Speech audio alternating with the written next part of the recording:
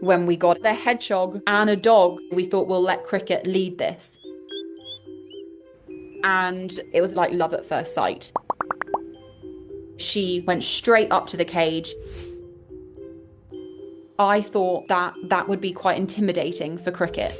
Hi, Cricket.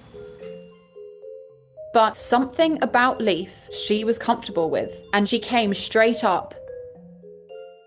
Shower time. Actually, when we gave Cricket her first bath, that was a bit of a turning point. When we first got her, it must have been a lot for her. When I saw the photos of her in the shelter, I just remember thinking, I can't walk away from that.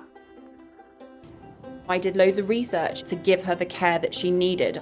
Good lady. Being an exotic species, they need to be kept very warm. Hi. That room, it became like a little sauna, and she just loved the heat.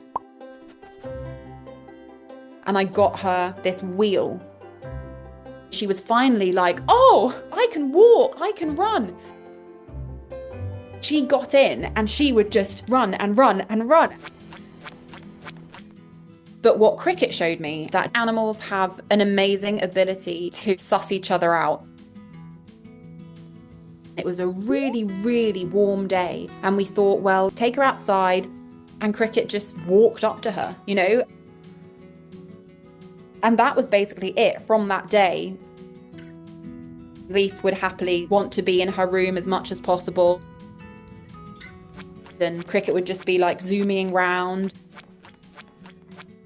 Cricket's personality changed a lot in the time that we had her. She became really happy. She had so much energy. And we realized that something was wrong when that began to change. She just looked ill, and so we took her to the vet. And what happened is that she had a very, very aggressive cancer. And the vet said that she was suffering.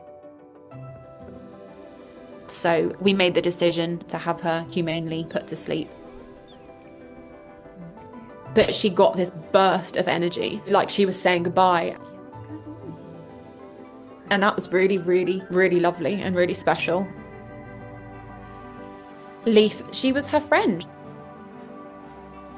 I could never have imagined that I would have to take care of the cutest hedgehog in the world. One day, I looked through the window and I could see a dog moving through the fence next door. Hi, Bubba. And I was immediately alarmed because I knew nobody had been there. He had patches of fur gone. I think Chance was scared as well. But because there was legalities, I couldn't just trespass. I couldn't just go grab him. I called rescues and they weren't able to help him because they needed a warrant. He had nobody and I just wanted to help him. I would just start by leaving the food and water on the other side of the gate. One day I saw a lady at the property and I asked her, can I rescue him myself? Do I have permission to come on your property? And she said yes. I would sit there, let him get familiar with my face, my scent, my voice. Hey, Bubba. Eventually he would stop running away. I finally decided to pet him. The tail wag started happening after day 9. And I could tell that his walls were coming down. Day 13 was when Chance finally followed me back to my house.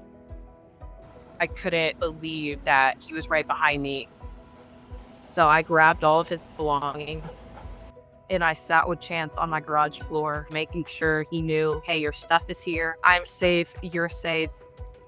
Here, Bubba. Yeah.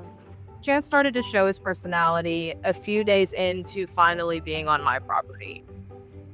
I saw a lot more energy out of him. I saw a lot more smiles. He tried to give me a lot more kisses. I never wanted him to feel trapped, so I left the garage door cracked. Good morning. To my surprise, I had a full-blown German Shepherd in my garage. Oh my God, I saw my dog. Hey there. Good morning. I posted Nova on some neighborhood apps, and I got a couple responses telling me that Nova had been a stray. But as the story progressed and I saw her and Chance's bond and how sweet she was, she showed him how to be a dog. She showed him that everything was okay. I felt like Chance and Nova are a unit, and it would be wrong to separate that unit. So I will be keeping Nova as well. Yeah, I almost feel like maybe it was fate. This story has changed my life in a lot of ways. The future for Chance and Nova stands with just being happy and loved in my home. They're not going nowhere. People see them and tell me, watch out for the dog. And I'm like, dude, watch out for both of them. What are you doing? Every time Casper sees Marlin chilling outside, he comes to join. Man, he grabbed your tail. They never miss a chance to share treats. Marlin. But then, Casper makes it up to Marlin with little massages, and he just melts. I can't help laughing when those two are up to something. Honestly, I never thought they'd grow this close. Oh my god, you're so pretty. I brought Marlin home 8 years ago. He was all sweetness right from the start. And then, I always dreamt of a big cockatoo. So I did my research, and when it felt right, Casper became part of our family. The moment I met him, he leaned towards me for a hug. He became like my own little baby. But when it came to introducing them, I was worried. What if they don't get along? Marlin is a giant dog. What if he hurts Casper? To my surprise, it's actually Casper that Marlin needs to watch out for. Marlin, you have something on your face. He's indeed a super lovable bird and enjoys snuggling up with Marlin.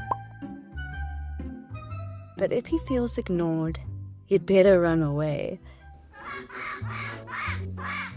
Marlin's personality is a complete opposite. He's very calm and gentle. So he will patiently put up with all his little brother's mischiefs. I never expected them to bond like this. Casper, are you helping me? But now, seeing them side by side just makes me smile every day. Casper is more than happy to have a big brother. And Marlin doesn't mind having this little troublemaker around. They're total opposites, yet somehow they balance each other just right.